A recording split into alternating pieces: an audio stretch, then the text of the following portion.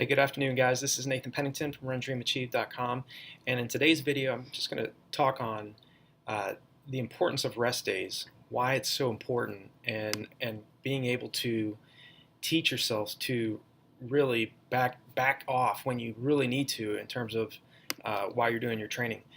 It's very easy to go out and be really extremely motivated and fired up about what you want to do, whether you're preparing for a 5K or a half marathon, 20K, regardless what distance it is. You really got to focus on uh, also being able to have that same mindset of discipline to really take it easy on your recovery days, because really the workout itself tears your body up. I mean, there's so much in terms of on a physiological level. There's micro tears. There's a lot of trauma that you're putting your muscles through when you're doing these workouts. So we're all extremely fired up and motivated to prepare for races. But there's that component of preparation for a race that's really important, even more so important than the physical training itself, and that is the importance of rest days and taking it easy and disregarding pace and worrying about splits on days when you are legitimately you have a reason to back off and you have a reason to take it easy. Um, all of the benefits of your workouts come within the rest. So take those easy days easy, relax. If you know the distance of your course around your home, uh, you know, take off your watch if you know the distance of how far you're going to run, and it's an easy day, and you're not worrying about, well, I need to hit this specific split per rep, or I need to hit this specific split per mile on this tempo run or this long run. If you're not worrying about those variables of training, then don't concern yourself with it on an easy day. Just relax and don't worry about pace. But really, and throughout the past 28 years of my own preparation, I really could care less if I'm running 7-minute pace or 6:30 pace or 9-minute pace or even 10-minute pace for a recovery day.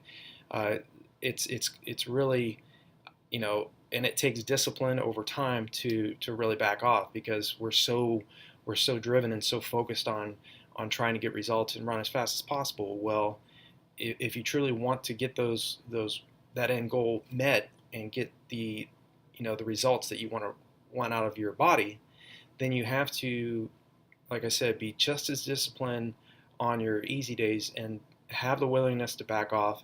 And if you're running with a group, it's even more difficult, because it's very easy. Like if you did a hard workout on Monday, and you go out on a Tuesday with a group, and it's supposedly an easy day that's scheduled, and you're with a group and they start taking off, then you have to have that same mentality of, like, you know what, I did a hard workout yesterday, I want to get results, I'm going to back off today and let them take off. Let them go off and do whatever they want to do, because your goal is to get to the start line in 100% fitness, in 100% shape, and most importantly, a well-rested body.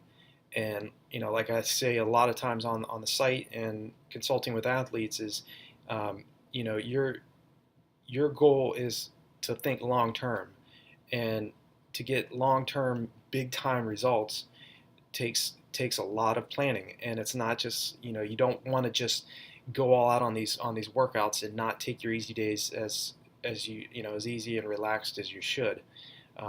It's like I said, it's a lot of little things that you have to do throughout the 24-hour days that we all have, that's going to get you the best results. So importance of rest days is absolutely critical to get new personal bests, regardless of what distance it is.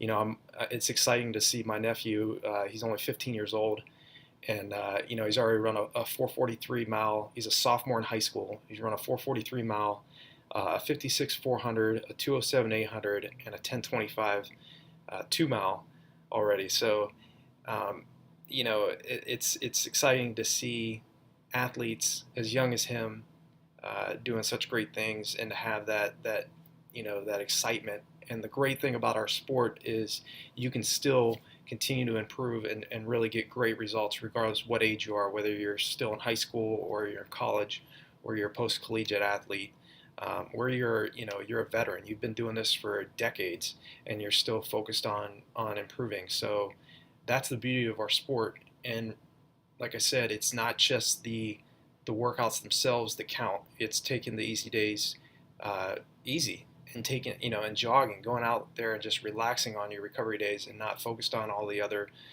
variables that we're constantly worried about, like heart rate and mile splits and things like that. I've trained with some world-class marathoners. I've trained and lived with Kenyans, Ethiopians, athletes from Europe and other parts of the world, and their mindset on their recovery days is exactly that. They take their easy days extremely easy. And I've run across a few athletes that run far too fast on the recovery days. Uh, you know, it doesn't always work out. Obviously we all have different physiological capacities. Some people have very, very high VO2 max capability, which basically is a measure of how strong your anaerobic system is and how far you can push your body. Some runners can run at race pace and have very low lactic acid build up, and whereas other athletes have very high concentrations of lactic acid and they have a more difficult time managing that. And that's really where pushing hard and then backing off and recovering on your easy days comes into play, because you want that physiological adaptation to occur.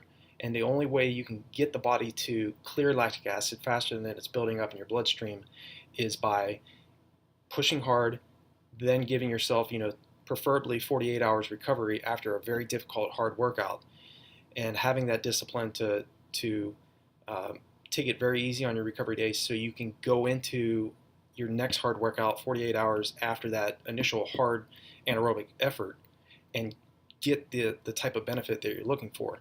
So the importance of easy days is absolutely critical. If you really want to start setting personal best, you have to stress the body anaerobically, but you also have to have the same type of mindset and discipline that you have on those hard days to really capture what you're wanting to do when it comes to your peak race.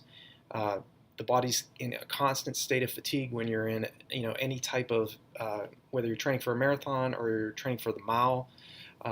You have to expect that daily fatigue, but the key is your body will adapt to the stress that you're placing it under, but it does take a few weeks to a month for you to adapt to that stress, and then you bounce your training up to the next physiological level that you're wanting to push the body at.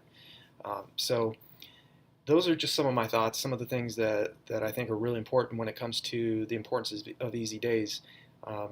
Don't push so hard, and expect that your hard days are going to be extremely tough, as they should be. But you also have to back off when you should, and really take those easy days and enjoy them, because the hard days are so difficult and challenging that you really need to slow down on those easy days and enjoy it and allow your body to bounce back from the hard training that you're putting it through. So I hope this video has been helpful. If you haven't yet, definitely subscribe to the channel and click on the bell icon, so when any type of new video that I create, you'll get notification. If you haven't yet, stop by RunDreamAchieve.com. I've created numerous products on there that can help you out in terms of either the 5K to marathon training schedules that I have on there.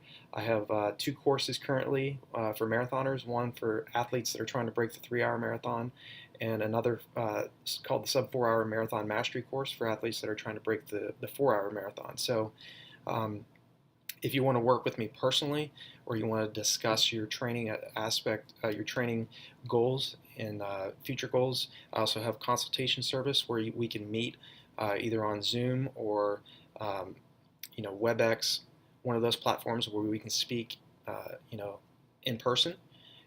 So we have that as well. So with that, have a great afternoon, great morning, great evening, wherever you are in the world, and I look forward to talking with you next time.